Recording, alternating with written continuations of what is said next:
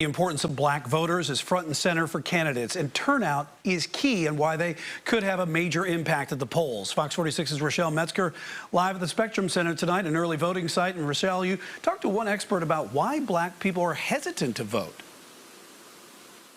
That's right, Brian. As you just mentioned, we're live outside the Spectrum Center, one of the early voting sites open starting tomorrow.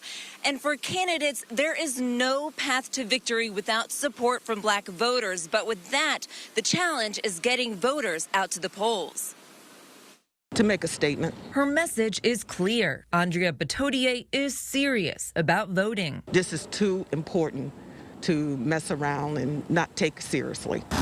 Voters are mailing in ballots in record numbers, but Batodier says she'll vote in person at a Souls to the Polls event organized by local black churches and political action groups. There's safety in numbers. If you have more than one person doing this, then people will take note of it. There's also power in numbers. Black voters account for nearly 21% of all registered voters in North Carolina. Dive a little deeper, and in Mecklenburg County, they make up about 31%. Khalif Rhodes, chair of Charlotte Mecklenburg's Black Political Caucus, says the African American community can shift an entire election if they show up. Once those African American numbers go up, the overall numbers will go up. And so we're trying to say, everybody get out. Rhodes believes the Black Lives Matter movement could be the game changer for inconsistent voters.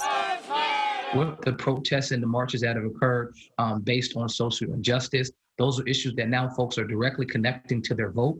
And folks are saying, okay, it's not just enough to march, but now you have to go take your march to the ballot box.